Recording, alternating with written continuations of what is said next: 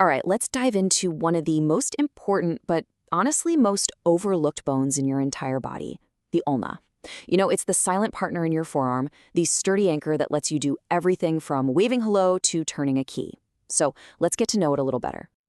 You want to know the secret to understanding the ulna? It's this one image. This single idea from our source material. Think of a pipe wrench. Seriously, this analogy is the whole key to unlocking how it works. That unique hook-like shape at the top isn't an accident. It's precision engineered to grab onto your upper arm bone and create an incredibly strong and stable hinge. So, technically speaking, the ulna is the medial bone in your forearm. That's the one on the same side as your pinky finger. And its main job isn't about twisting or turning. No, its job is to be the anchor. It plants itself firmly, creating this solid foundation that allows its partner bone, the radius, to do all the fancy pivoting. That's what gives your hands such an amazing range of motion. Okay, so let's start at the top of the ulna, because that's where the real action is. We're going to zoom right in on that pipe wrench head and see exactly how it builds the most critical part of your elbow.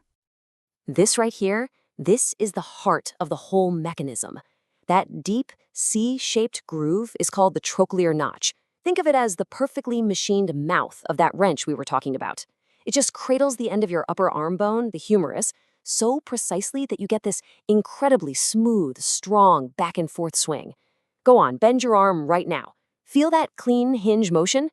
Yep, that's the trochlear notch doing its thing.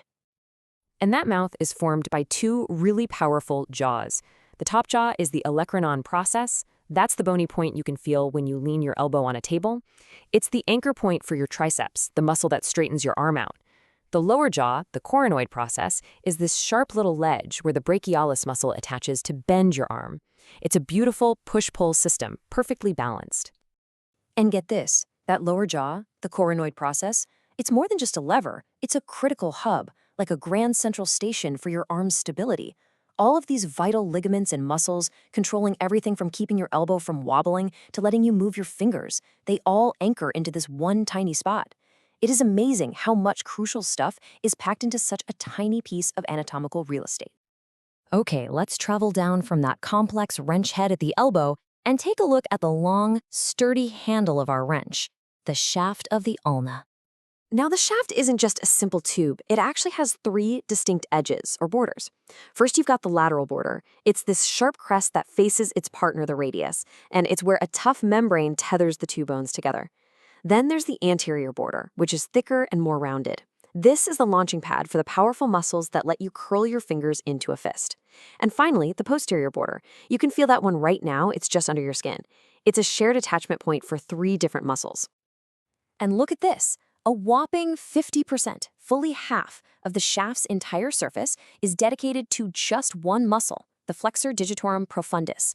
That's the absolute powerhouse that gives you a strong grip. When you start adding in all the other muscles for your thumb and fingers, the picture becomes crystal clear. The vast majority of the ulna's shaft exists for one primary reason, to be an anchor for the muscles that control your hand. So, as we journey all the way down to the bottom end of the ulna, its role kind of changes. It becomes less about brute force and more about providing a stable pivot point for the wrist to do its thing. Down here, at the lower end, you've got two key parts. There's the head, a small rounded nub that slots in next to the radius. This is what allows the radius to swing around, letting you turn your palm up and down. And then you have the styloid process. That's the bony little bump you can feel on the outside of your wrist. Its job is to anchor the ligaments that keep the whole joint stable and secure. Now, this is a really crucial detail, and it's kind of weird when you think about it. The ulna doesn't actually touch the little bones in your wrist, the carpals, at all. There's a little pad of cartilage, a disc, that sits in between. So the ulna basically acts like a stable post, a fixed point that the radius and your entire hand can pivot and rotate around. It provides the foundation for movement without really being part of the movement itself. So, you might be thinking, okay, cool anatomy lesson, but why does any of this matter? Well, it matters a whole lot when things go wrong. Let's see how all this knowledge plays out in a place like the ER. Here's a brilliant little clinical trick that comes straight from the source material. A really quick way to check if an elbow is dislocated is to feel for three bony points. When you bend your elbow all the way, the very tip of your elbow, the olecranon, and 2 bumps on your upper arm bone should form a perfect equilateral triangle. If that triangle shape is messed up or gone, that's a huge red flag that the joint has been seriously disrupted. Now, because the ulna and radius are bound together so tightly, an injury to one often messes up the other. For instance, in what's called a Monteja fracture, the upper part of the ulna breaks, and that force actually causes the head of the radius to pop out of place at the elbow. A Galeazzi fracture is basically the reverse. The lower radius breaks, and the ulna dislocates down at the wrist. And then, of course, there's the nightstick fracture, a clean break in the middle of the ulna, often from a direct blow, and yeah, it's named for exactly the reason you're imagining. So, there you have it. The ulna is the forearm's unmoving anchor, the stable pipe wrench that's gripping the elbow tight. It is the fixed point that allows all the other amazing movements to happen. Which really just leaves us with one final big question. How exactly does this stable, unmoving anchor work together with its super mobile partner, the radius, to create a motion as complex and as critical as turning a doorknob? We'll leave you to chew on that one.